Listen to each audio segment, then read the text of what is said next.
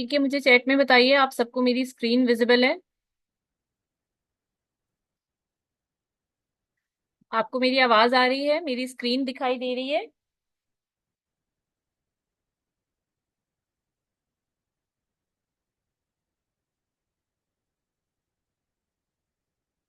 आप सबको मेरी आवाज आ रही है और मेरी स्क्रीन दिखाई दे रही है।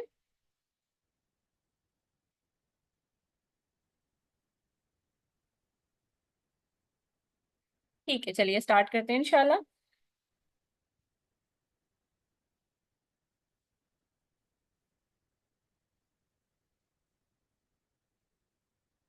आऊज़ु बिल्लाहि मिनश शैतानिर रजीम, बिस्मिल्लाहिर रहमानिर रहीम। सुब्हानल्लाहि व बिहम्दिही सुब्हानल्लाहिल अज़ीम। वस्सलातु वस्सलामु अला रसूलिहिल करीम। रब्बि इश्रह ली सदरी व यस्सिर ली अमरी वहलुल उक़दतम मिन लिसानी यफ़क़हू क़ौली। रब्बी यस्सिर वला तुअस्सिर व तम्मिम बिल खैर व बिका नस्तईन या फत्ताहु या अलीम। रब्बी ज़िदनी इल्मा, रब्बी ज़िदनी इल्मा, रब्बी ज़िदनी इल्मा। आज हम लोग इंशाल्लाह दो सहाबा के बारे में बात करेंगे और ये बड़ी इंटरेस्टिंग सी कहानी है। सबसे पहले हम बात करेंगे हजरत तलहा बिन उबैदुल्लाह रजी अल्लाह ताला अन्हु के बारे में। ये बेसिकली जो है वो तैमी थे और एक तिजारती सफर में काफले के साथ शाम जा रहे थे। आप लोगों को मालूम है कि इस वक्त काफले जाते थे तिजारती रास्तों पर, और मक्का से शाम की तरफ भी काफले जाते थे, यमन की तरफ भी जाते थे, ईरान की तरफ भी जाते थे। तो मुख्तलिफ जगहों पे जो है वो मक्का से काफले जाया करते थे। तो हजरत तलहा बिन उबैदुल्लाह जो हैं वो एक काफले में शाम की तरफ जाते हैं कुरैश वालों के साथ। और वहां जो है वो एक बाजार लगा करता था, बसरा नाम था उस बाजार का। वहां पर पहुंचते हैं। अब वो बाजार बेसिकली कैसा बाजार था कि वो बाजार ऐसा था कि वहाँ मुख्तलिफ जो है वो लैंग्वेजेस के, कल्चर्स के, नेशनैलिटीज के जो है वो लोग तिजारत की गर्ज से जो है वो आया करते थे। ठीक है। अब वहाँ क्या होता है कि जब ये लोग वहां पहुंचते हैं तो वो बसरा के बाजार में जो तिजारत के लिए मुख्तलिफ तरह के लोग आए होते हैं उन्हीं में एक मॉन्क होता है जिसको हम कहते हैं राहिब। ठीक है। वो राहिब जो है वो वहां मौजूद होता है और वो आवाज लगाता है कि क्या कोई गिरोह ताजिरों का ऐसा है कि जो यहाँ जो है वो अहले मक्का वालों में से हो। तो जो हजरत तलहा होते हैं वो फौरन कहते हैं खड़े होके, जी जी मैं हूँ मक्का से। तो वो राहिब कहता है कि यार तुम्हारे यहाँ अहमद का ज़ुहूर हो गया है। तो वो पूछते हैं कि कौन अहमद, किसके बारे में आप बात कर रहे हैं। तो वो कहते हैं वो इब्ने अब्दुल्ला बिन इब्ने मुत्तलिब, और यही वो महीना है जिसमें इनका ज़ुहूर होना था, और वो आखिरी नबी होंगे, और वो तुम्हारी सरजमीन यानी अर्ज़ हरम जो है वो मक्का में वहीं पर माबूस होंगे। और फिर वहां से जो है वो उस इलाके की तरफ हिजरत करेंगे कि जिसका जो है काले पत्थर जो है वो जहाँ पे पाए जाते हैं, और जो है वहाँ की जो मिट्टी है वो नमकीन है। वहाँ जो है खजूरों के दरख्तों के झुंड हैं जहाँ से पानी के चश्मे फूटेंगे। और साथ में वो ये भी बोलता है कि सुनो ए नौजवान, मेरी एक बात याद रखना, इन पर ईमान लाने में जरा पीछे ना हटना। तो जैसे ही वो ये शख्स जो बसरा के बाजार में ये राहिब होता है वो ये बताता है, तो हमें रिवायत से पता चलता है कि इनके दिल पर जो हजरत होते हैं, इनके दिल पर इस बात का ऐसा असर होता है, ऐसा असर होता है कि वो तेजी से अपने घोड़ों और ऊंटों की तरफ भागते हैं और जाके जो है वो अपना ऊंट खोलते हैं और फौरन तैयारी करते हैं और अपने काफले वगैरह को जिनके साथ आए होते हैं सबको पीछे छोड़ के और मक्का की तरफ रवाना हो जाते हैं। अब क्या होता है कि जैसे ही वो मक्का पहुंचते हैं तो अपने घर वालों से जाके पूछते हैं कि जब हम गए हुए थे क्या हमारे पीछे कुछ हुआ है, कोई खास वाकया पेश आया है। तो जो है वो उनके घर वाले कहते हैं हाँ ना, मोहम्मद बिन अब्दुल्ला जो हैं सल्लल्लाहु अलैहि वसल्लम, वो एक नया दावा लेकर उठ खड़े हुए हैं और वो कहते हैं कि मैं नबी हूँ। और अबू कुहाफा के जो बेटे हैं वो इनकी पैरवी उन्होंने इख्तियार कर ली है। अबू कुहाफा के बेटे कौन, हजरत अबू बकर सिद्दीक रजी अल्लाह ताला अन्हु। अब क्या होता है कि अब हजरत तलहा ने जब ये बात सुनी तो उन्होंने सोचा कि मोहम्मद सल्लल्लाहु अलैहि वसल्लम सादिक और अमीन, और एक तरफ हजरत अबू बकर सिद्दीक रजी अल्लाह ताला अन्हु, यानी इतने नरम मिजाज, इतने हर दिल अजीज, इतने जो है वो بہترین جو ہے وہ تجارت کار، یہ کیسے ہو سکتا ہے کہ وہ دونوں تو کبھی بھی کسی غلط بات پہ ایک جگہ جو ہے وہ ہو ہی نہیں سکتے؟ اب کیا ہوتا ہے کہ جب وہ یہ کہتے ہیں نا کہ یہ دونوں کسی بات پر جو ہے نا وہ ایک جگہ کسی غلط بات پہ نہیں ہو سکتے، تو وہ کیا کرتے ہیں، وہ فوراً بھاگے بھاگے ابو بکر صدیق کے پاس جاتے ہیں اور ان کو کہتے ہیں کہ یہ کیا واقعی سچ بات ہے کہ محمد بن عبداللہ صلی اللہ علیہ وآلہ وسلم نے نبوت کا دعویٰ کیا ہے اور آپ نے ان کی پیروی اختیار کر لی ہے؟ تو حضرت ابو بکر کہتے ہیں کہ ہاں ہاں بالکل ایسا ہی ہے، اور پھر ان کو بھی دعوت دیتے ہیں۔ اس پر جو طلحہ رضی اللہ تعالیٰ عنہ ہوتے ہیں، سوری انہو ہوتے ہیں، یہ کیا کرتے ہیں کہ یہ بصرہ کے جو راہب کا واقعہ ہوتا ہے نا وہ حضرت ابو بکر صدیق کو جو ہے وہ پورا پورا سناتے ہیں، اور وہ بڑا اس بات پہ جو ہے وہ حیران ہوتے ہیں۔ تو وہ کہتے ہیں چلو ایسا کرتے ہیں، میرے ساتھ تم نبی صلی اللہ علیہ وآلہ وسلم کے پاس چلو۔ پھر وہ دونوں نبی صلی اللہ علیہ وآلہ وسلم کے پاس جاتے ہیں، اور وہاں جا کے جو ہے وہ حضرت طلحہ کو آپ صلی اللہ علیہ وآلہ وسلم بھی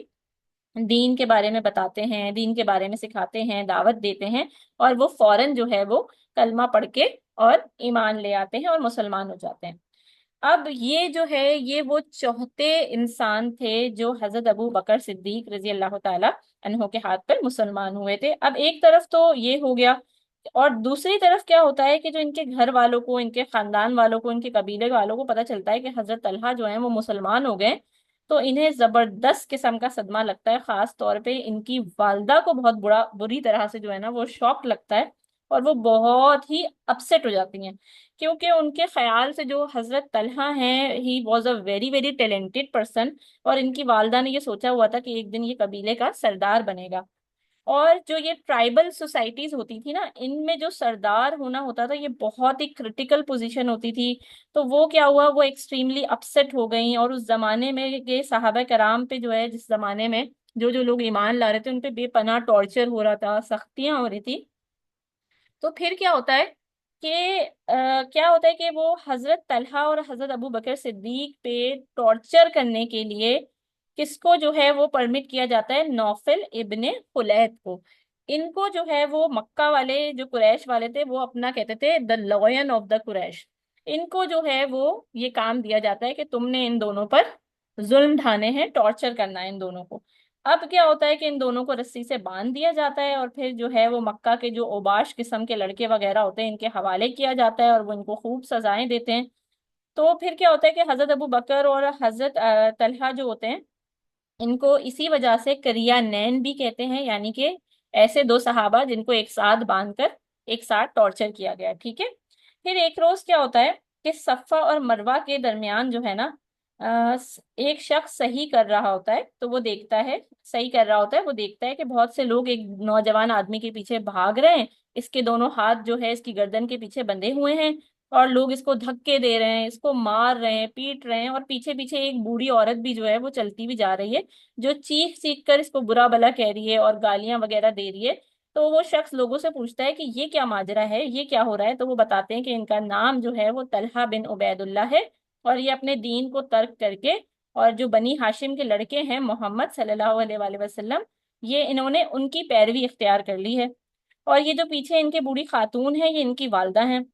تو حضرت طلحہ بن عبید اللہ پر باقی صحابہ اور ان کی طرح بے پناہ ظلم ہوتا ہے، بہت جبر کیا جاتا ہے، اور پھر کیا ہوتا ہے کہ جو مکہ والا ٹائم پیریڈ ہے جب یہ اوور کم ہو جاتا ہے، تو جیسا کہ آپ سب کو پتا ہے کہ پھر مدینہ منورہ کی طرف جو ہے وہ اللہ تعالیٰ نے جو ہے وہ تمام اصحاب کے لیے راستہ کھولا تھا اور انہوں نے ہجرت کی تھی۔ تو اس کے بعد جو پہلی کشمکش آتی ہے مسلمانوں اور قریش کے درمیان وہ تھی غزوہ بدر، ٹھیک ہے نا۔ اب کیا ہوتا ہے کہ جب غزوہ بدر ہوتی ہے، سب کو پتا ہے کہ غزوہ بدر جو ہے وہ دوسری ہجری میں جو ہے وہ ہوئی تھی، اور آپ صلی اللہ علیہ وآلہ وسلم غزوہ بدر سے کچھ وقت پہلے جو ہے وہ حضرت طلحہ کو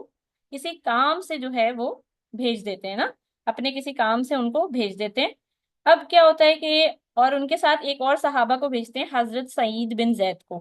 اب یہ دونوں کسی کام سے جو ہے جب وہ واپس آتے ہیں، تو کیا ہوتا ہے کہ ادھر یہ جو مسلمان ہوتے ہیں یہ غزوہ بدر سے واپس آ رہے ہوتے ہیں، غزوہ ہو چکی ہوتی ہے، اور یہ دونوں جو ہے وہ کام نپٹا کر واپس آ رہے ہوتے ہیں۔ تو حضرت طلحہ کو اتنا کوئی افسوس ہوتا ہے کہ یہ کیا ہو گیا، میں غزوہ میں شرکت نہیں کر سکا، تو آپ صلی اللہ علیہ وآلہ وسلم ان کو تسلی دیتے ہیں اور کہتے ہیں کہ آپ کو بھی اتنا ہی ثواب ملے گا جتنا شرکائے بدر کو ملا ہے۔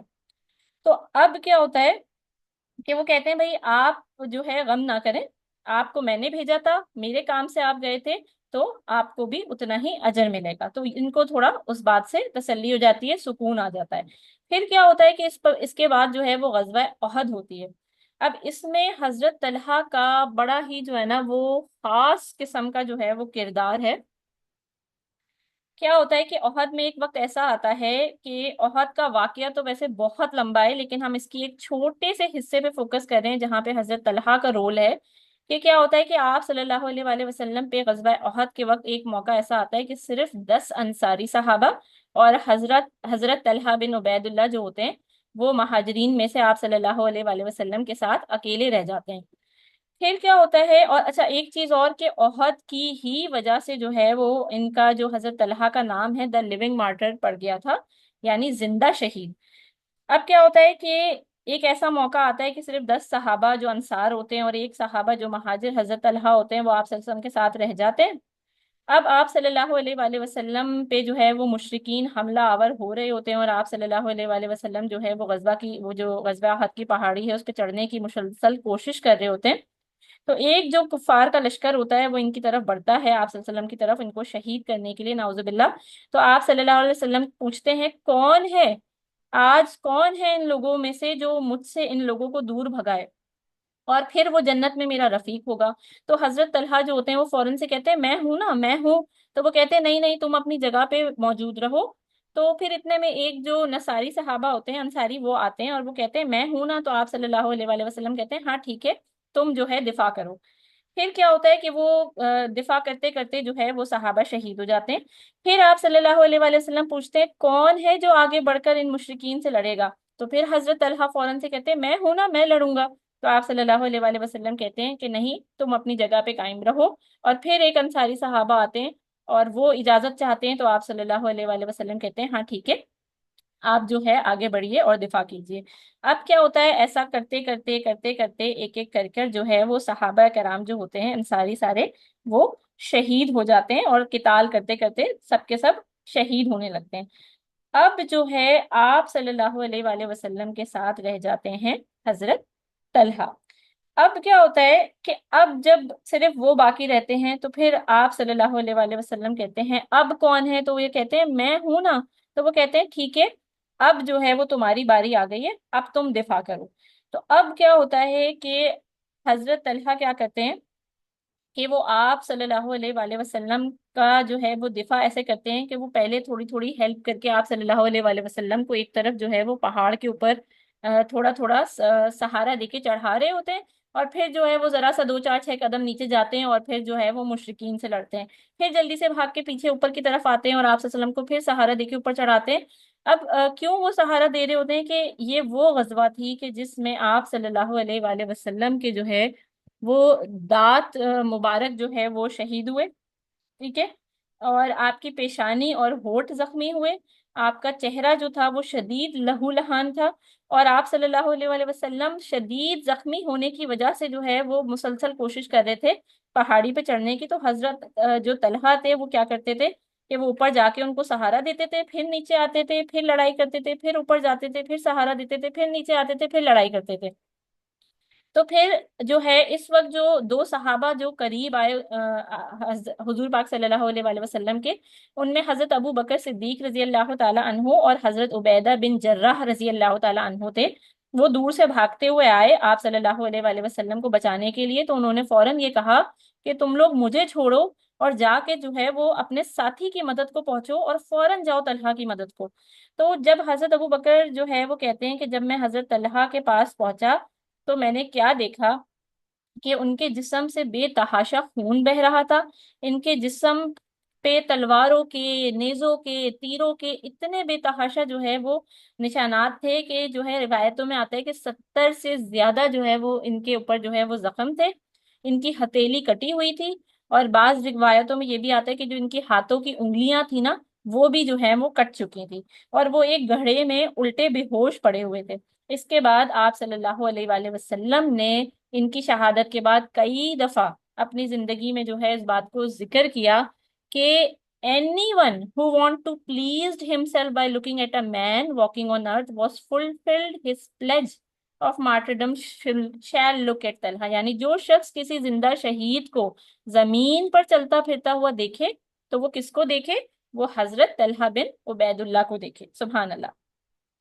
اب کیا ہوتا ہے کہ حضرت ابو بکر صدیق رضی اللہ تعالی عنہ کیا کہتے ہیں کہ وہ کہتے ہیں ذالکا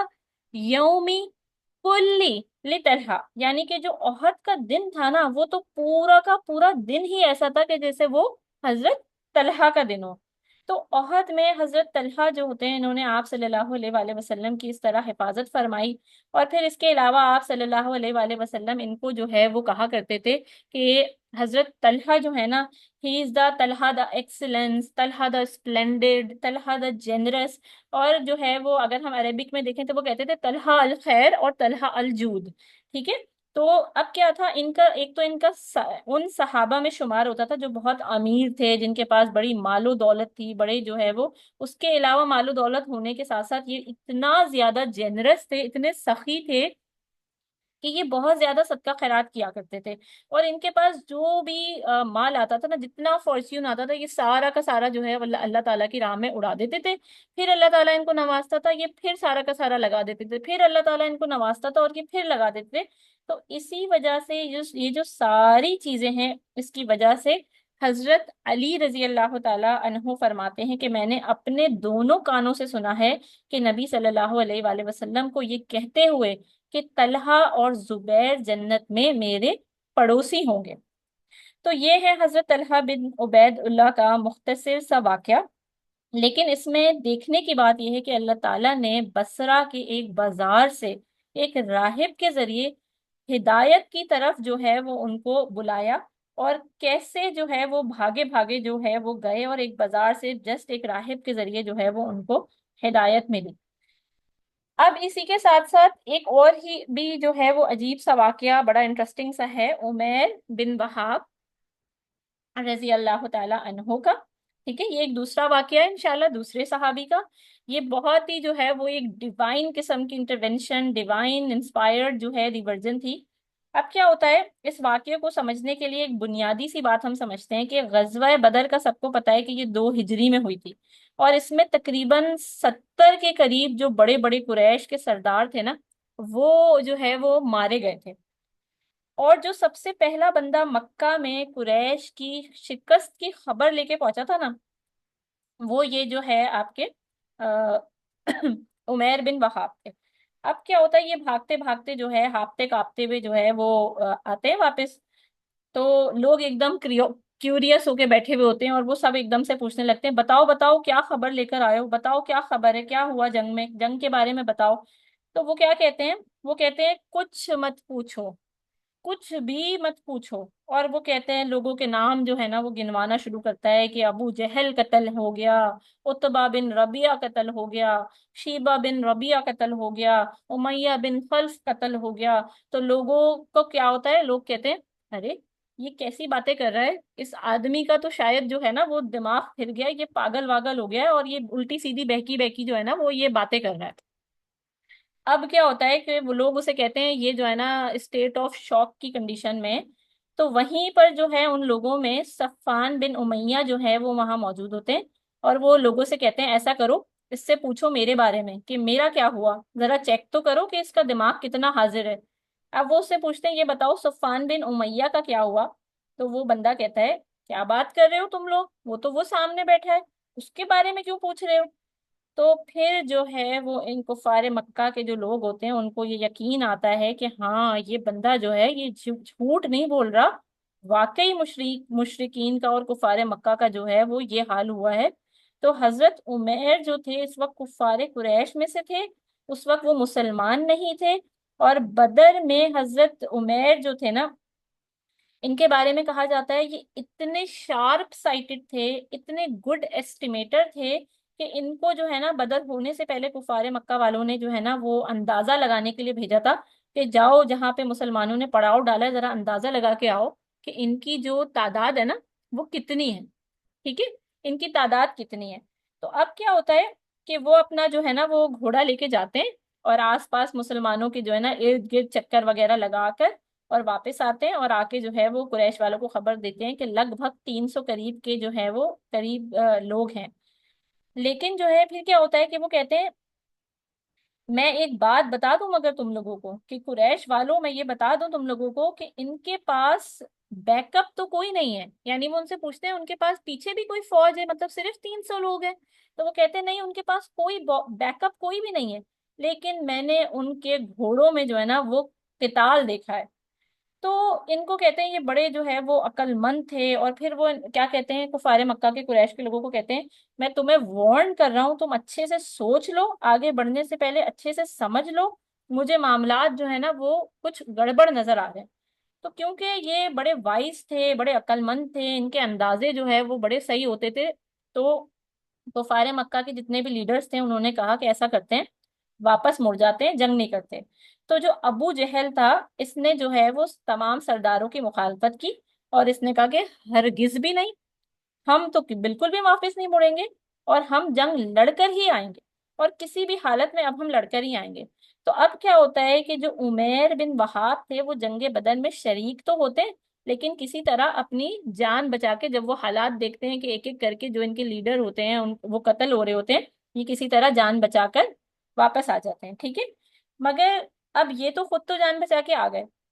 لیکن ہوتا کیا ہے کہ ان کا جو بیٹا ہوتا ہے نا وہ مسلمانوں کی قید میں چلا جاتا ہے۔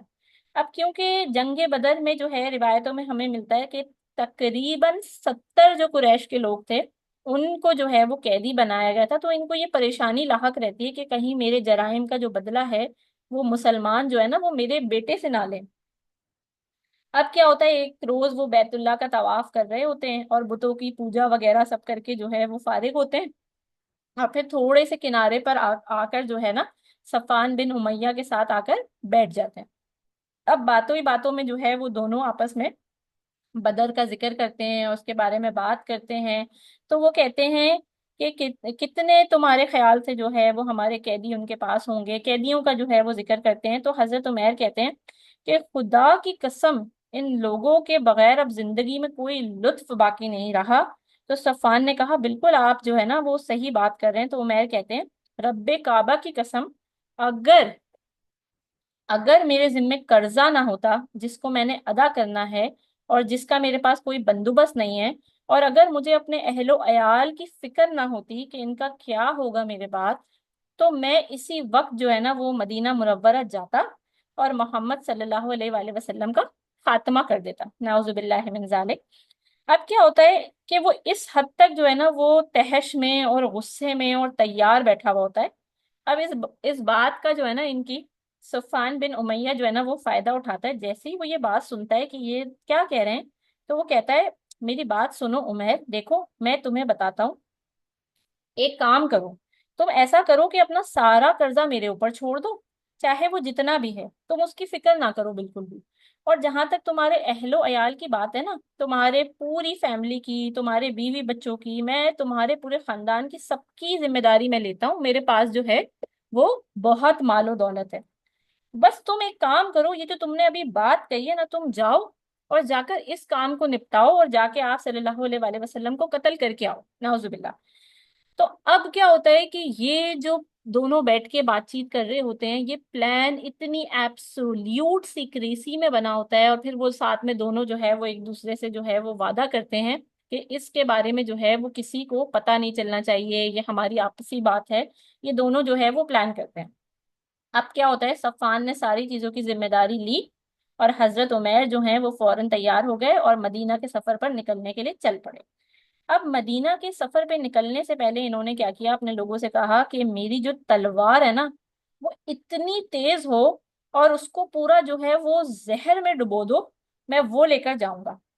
اب وہ زہر آلود تلوار کو لے کر اور وہاں نکلتے ہیں، اور کہتے ہیں میرے پاس تو جو ہے نا بہانہ بھی ہے، میں وہاں جا کے کہوں گا کہ بھئی میرا بیٹا تو آپ کی قید میں، اور میں کوئی لڑنے وڑنے نہیں آیا، میں تو آپ سے بات چیت کے ذریعے جو ہے وہ معاملات کو حل کرنے آیا ہوں کہ آپ میرے بیٹے کو جو ہے وہ آزاد کر دیں، یا اس کے عوض آپ کو جو بھی چاہیے، تو میں تو بات چیت وغیرہ کرنے آیا ہوں۔ اب کیا ہوتا ہے کہ یہ نکل گئے مدینہ کے لیے، اور پھر کیا ہوتا ہے کہ جس وقت یہ مدینہ پہنچتے ہیں تو وہیں پر مسجد نبوی صلی اللہ علیہ وآلہ وسلم کے قریب صحابہ کرام بیٹھے ہوتے ہیں، اور آپس میں جو ہے وہ اتفاقاً جنگ بدر ہی کی بات آپس میں یہ لوگ سب کر رہے ہوتے ہیں بیٹھ کے صحابہ۔ تو ان لوگوں میں حضرت عمر رضی اللہ تعالی عنہ موجود تھے۔ جیسے ہی ان کی نظر اس پہ عمیر پہ پڑتی ہے، وہ کیا کرتے ہیں، وہ کہتے ہیں یا اللہ، اللہ کا دشمن یہاں پہ کیا کر رہا ہے؟ اور اللہ کی قسم یہ یقیناً کسی نیک ارادے سے تو یہاں پر بالکل بھی نہیں آیا، اور یہ مکہ میں بھی جو ہے وہ مشرکین کو ہمارے خلاف جو ہے وہ اکساتا رہتا تھا، بھڑکاتا رہتا تھا، اور جنگ بدر سے پہلے تو اس نے ہماری مقبری بھی کی تھی۔ تو وہ کیا کرتے ہیں، وہ صحابہ کو کہتے ہیں تم لوگ فوراً جو ہے وہ اٹھو اور فٹافٹ رسول اللہ صلی اللہ علیہ وآلہ وسلم کے پاس جو ہے وہ جاؤ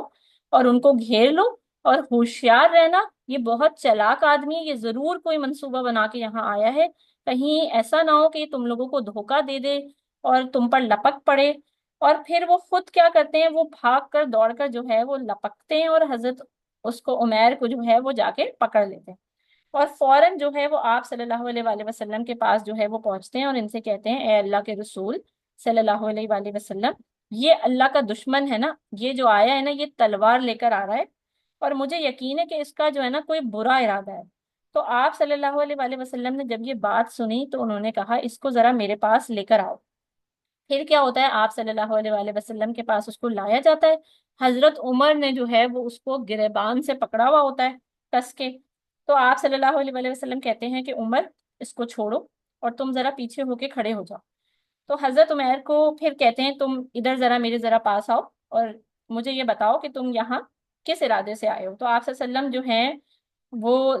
زمانہ جاہلیت میں جو طریقہ ہوتا تھا سلام وغیرہ کرنے کا اور سجدہ ریز ہونے کا، تو وہ آتا ہے اور بڑے جو ہے وہ سینہ چوڑا کر کے ان کو اس طرح سے جو ان کا طریقہ کار ہوتا تھا اسلام سے پہلے اس طرح سلام وغیرہ کرتا ہے۔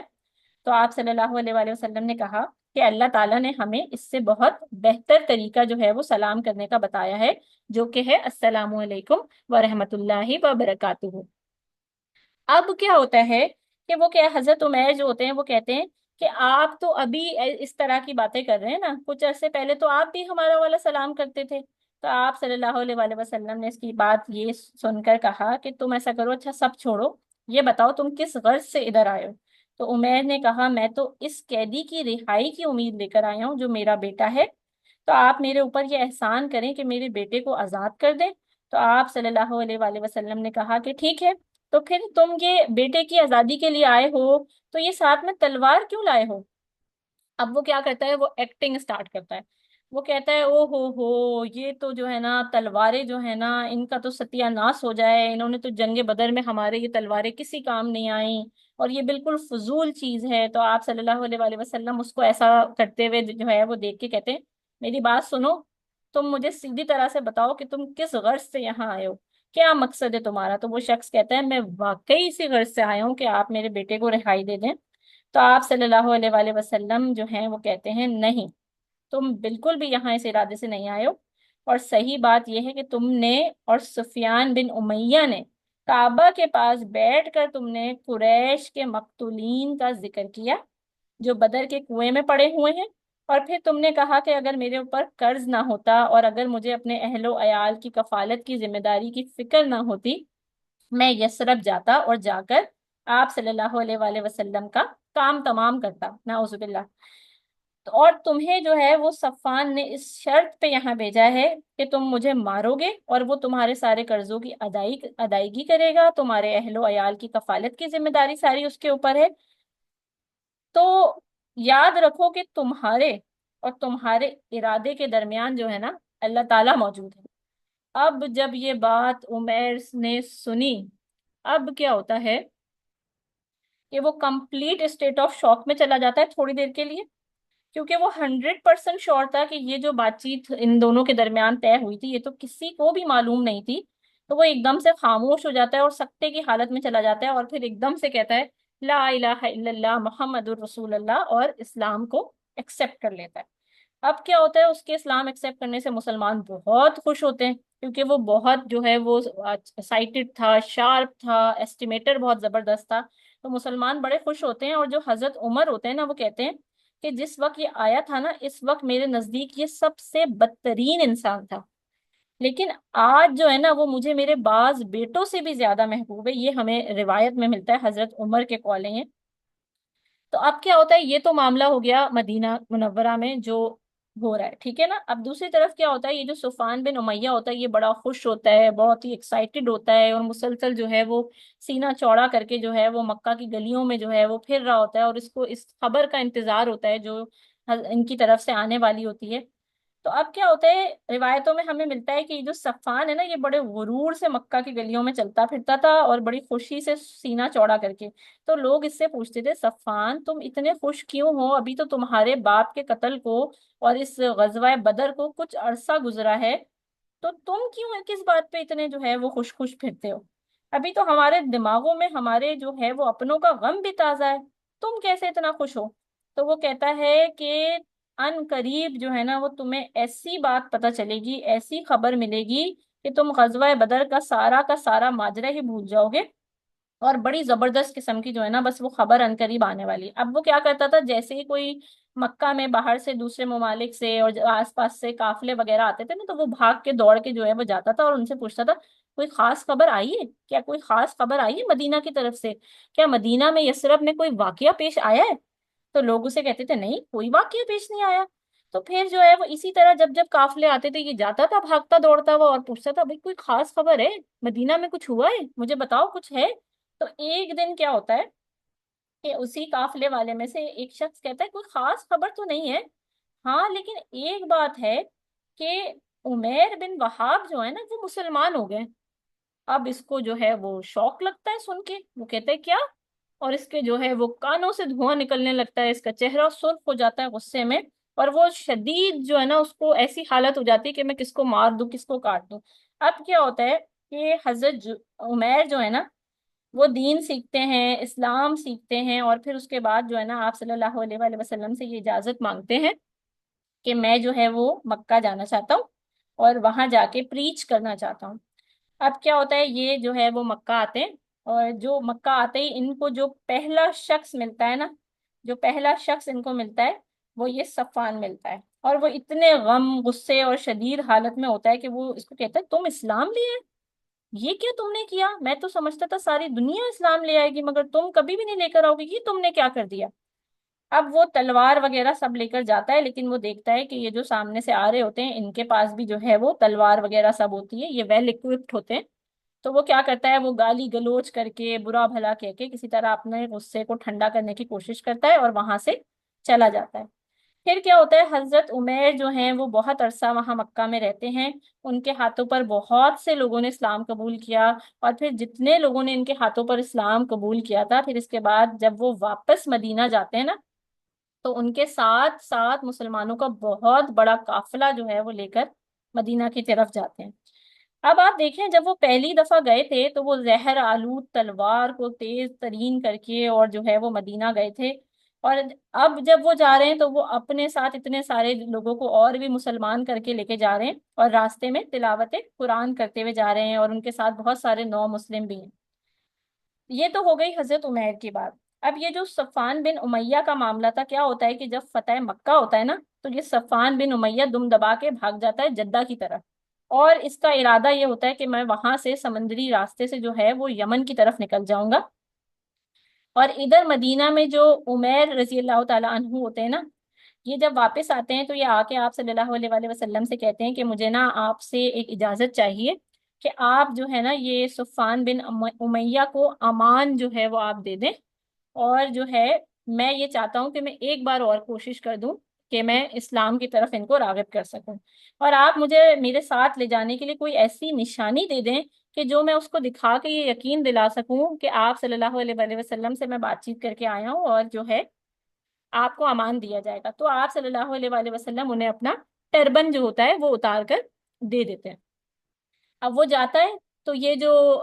حضرت صفان ہوتے ہیں یہ جو ہے وہ ٹریول کرنے ہی والے ہوتے ہیں، تو وہ ان کو روکتا ہے، ان کے آگے گڑ گڑاتا ہے کہ اسلام لے آؤ اسلام لے آؤ، اور پھر ان کو اپنے ساتھ کسی طرح مدینہ لے آتا ہے۔ پھر جب وہ مدینہ آ جاتے ہیں تو پھر کیا ہوتا ہے کہ مدینہ آ کے وہ آپ صلی اللہ علیہ وآلہ وسلم سے ملتے ہیں، اور آپ صلی اللہ علیہ وسلم سے کہتے ہیں کہ بھائی میں ابھی فوراً تو جو ہے نا وہ ایمان نہیں لا رہا، اسلام نہیں لا رہا، لیکن جو ہے نا وہ آپ مجھے 2 مہینے کا وقت دے دیں۔ تو آپ صلی اللہ علیہ وآلہ وسلم انہیں 2 کے بجائے 4 مہینے کا وقت دیتے ہیں۔ دیکھیں آپ رحمت للعالمین صلی اللہ علیہ وآلہ وسلم کی شان دیکھیں کہ وہ لوگ جو ان کے قتل کا منصوبہ بنا رہے تھے، انہی لوگوں کے لیے آپ صلی اللہ علیہ وآلہ وسلم کتنے پولائٹ، کتنے رحم دل، تو وہ کیا کرتے ہیں،